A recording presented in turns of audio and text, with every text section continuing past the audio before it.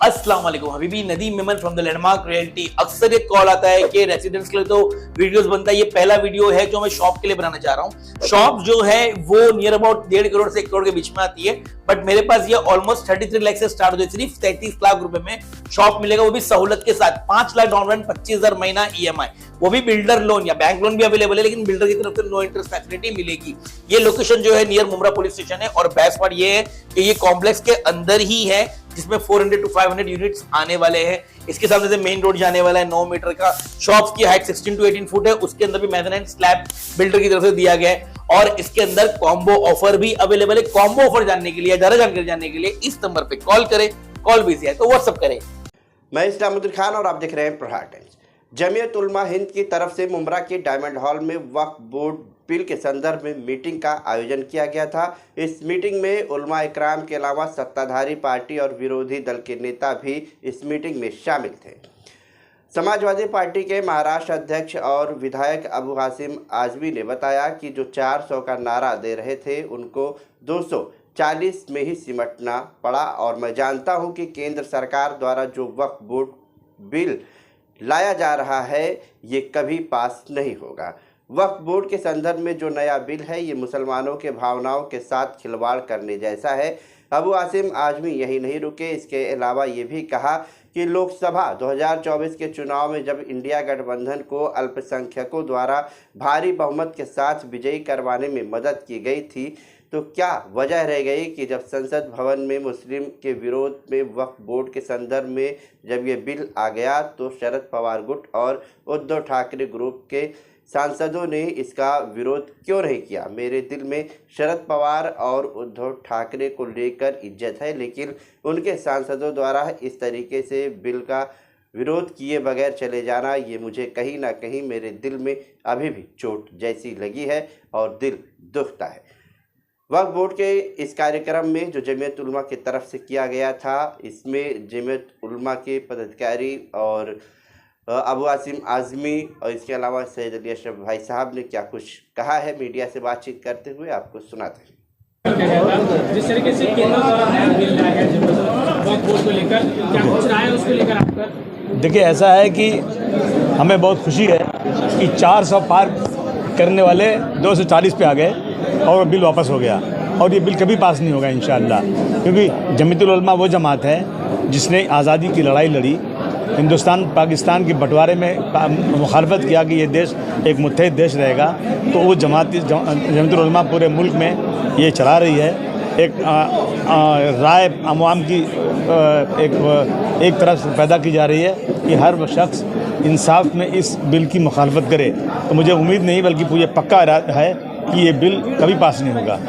JPC में जिस तरीके से ये बिल गया है उसका कहीं ना कहीं जो केंद्र की सरकार कह रही थी कि उसके बाद 400 पार का नारा, लेकिन अब जो विरोधी के कड़क होने की वजह से ये बिल नहीं पास हुआ है। अब जेपीसी में मीटिंग हुई, अनेक सांसद जो है इंडिया गठबंधन की उसमें शामिल है, सत्ताधारी पार्टी की भी शामिल है। क्या लगता है कहीं ना कहीं जो नहीं ये देखिए सांझ को आज क्या, ये गलत है, बिल्कुल गलत है। ये जानबूझकर मुसलमानों के साथ ये नाइंसाफ़ी हो रही है। मैं समझता हूँ कि हर शख्स जिसके अंदर ज़मीर है सच्चाई को नकार नहीं सकता, चाहे अपोजिशन हो चाहे कोई भी हो। इसमें जब बहस होगी ना तो मुझे लगता है कि सब के सब इसके खिलाफ मुखालफत ही करेंगे। आपने कहा कि लैंड माफिया है, ये सिर्फ फिरका परस्त वाले लोग हैं जो केंद्र की सरकार है। सारी प्रॉपर्टी बेच दिया तो क्या कहूँ मैं इनको। सारी इंडस्ट्री बिक रही है, सारी प्रॉपर्टी बिक रही है। एयर इंडिया बिक गया, और जहाज़ के एयरपोर्ट बिक गया, सी पोर्ट बिक गया, सब तो बिक रहा है। तो लैंड माफिया तो कहूँ और क्या कह सकते हैं। हाँ उनके वक्त ज़मीन पे ही है, वो वक्त ज़मीन पर है। उसको तुरंत अंबानी को आना चाहिए कि मुझे लीज़ी बना लो, मुझे मैं इसका लीज़ भरने को तैयार हूँ, तो ये मेरे मसला ख़त्म हो सकता है। बहुत शुक्रिया। लेफ्ट में इधर चलिए क्या इधर लेफ्ट में लो इंडिया गठबंधन को वोट गिरे, उसमें जो है उद्धव ठाकरे ग्रुप के जो सांसद हैं और पवार साहब के जो सांसद हैं कहीं ना कहीं नाराज। देखिए ऐसा है ना कि मुसलमान अनटचेबल हो गया है, और हम लोग जो है ना एक तरफ समुंदर एक तरफ गड्ढा है, तो जान बचाने के लिए गड्ढे की तरफ चले जाते हैं। हम चाहते हैं कि दो नाव पे मत रहो, जो सच्चाई है उस पर करो। मुसलमान एक बड़ी ताकत है, मुसलमान अगर आपको वोट दे रहा है तो उसके मसले पर आप बोलो। हाँ वही की जाए, बिल्कुल वही की जा रही है। ये हड़पने वाली पार्टी है। बाहर ये पार्टी जो है ना माफिया है, ये माफिया लोग हैं, साजिश ही है। 101 जगह केंद्र सरकार को इसमें बदलाव लाना ही पड़ेगा। ये पूरा बिल ऐसा है जिससे वक्फ की प्रॉपर्टी को हड़प कर लेना चाहती है गवर्नमेंट, और ये बर्दाश्त नहीं किया जाएगा। उसकी मुखालिफत हर तरफ से हो रही है। उसकी मुखालिफत मुसलमान तो कर ही रहा है, जो इंसाफ पसंद हिंदू हैं, सिख हैं, जैनी हैं, वो भी इसकी मुखालिफत कर रहे हैं, क्योंकि वो समझते हैं कि ये तो अभी शुरुआत है, हम भी इसी सफ़ में आएंगे एक दिन। हुकूमत की नज़र में वक्फ अमलाक की ज़मीनें हैं जो लाखों एकड़ की शक्ल में हैं। जिस तरह हुकूमत ने मुल्क की सारी प्रॉपर्टी बेच दी, अब बेचने के लिए उसके पास वक्फ की ही ज़मीनें बची हैं जो बड़े बड़े सरमायादारों को वो बेचना चाहती है। ऐसा है कि मैंने वो एक सवाल, क्योंकि जमीयतुल उलमा एक हमारे हिंदुस्तान की बड़ी हमारी जमात है मुसलमानों की, जो बात को रखती है प्लेटफॉर्म पे, तो उसके सामने मैंने उसके साथ में वो भी बात लगाया कि वक्फ से बड़ा करप्शन कहीं है ही नहीं दुनिया में। और मैंने कहा कि वक्फ एक ऐसी वो है ज़मीन है कि जहाँ के अधिकारी और जहाँ के वो मस्जिद में रिश्वत लेते हैं और मस्जिद में रिश्वत दी जाती है। ये एकदम कड़वा सच है। हो सकता है कि कुछ लोग बुरा माने, पर यही सही है ना। उसको हमको अब ये तो चलिए ये सरकार आई है, तो ये सरकार तो क्या कर रही है आपको मालूम ही है देश में, कि कहाँ से मुसलमान को तकलीफ़ दी जा सके वहाँ से तकलीफ़ देने का काम करो। बचाता वक्फ तो उसको भी लेके आए कि इसमें क्या हम कर सकते हैं, इसमें कितना परेशान कर सकते हैं। तो बहरहाल उन्होंने अपने काम किया, लेकिन चूँकि मेजॉरिटी ज़्यादा नहीं थी, मोदी जी की हुकूमत वो नहीं रह गई कि उनकी ताकत ये बैसाखी पे सरकार है। एक तरफ नीतीश जी हैं, एक तरफ चंद्रबाबू नायडू है। पार्लियामेंट जेसीपी के अंदर जो है अगर बहस होगी तो मेरे ख्याल से अवैद्दीन अवैसी के सामने कोई टिक नहीं पाएगा सच और सही बात करने के लिए।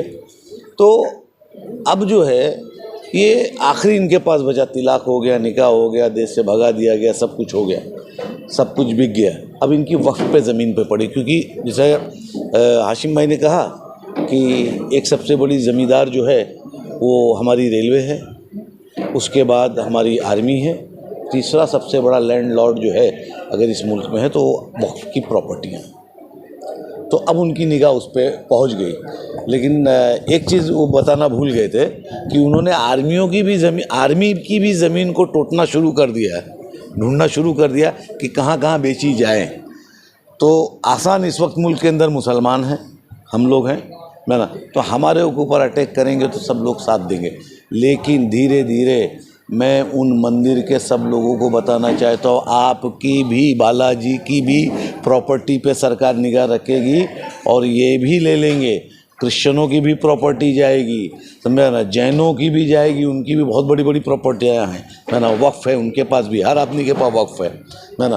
तो इस तरीके से अगर ये संशोधन ये तो ला नहीं पाएंगे वैसे इंशाल्लाह ताला, मैं ना पास नहीं हो पाएगा, ये छेड़ के इनको शांत बैठना पड़ेगा।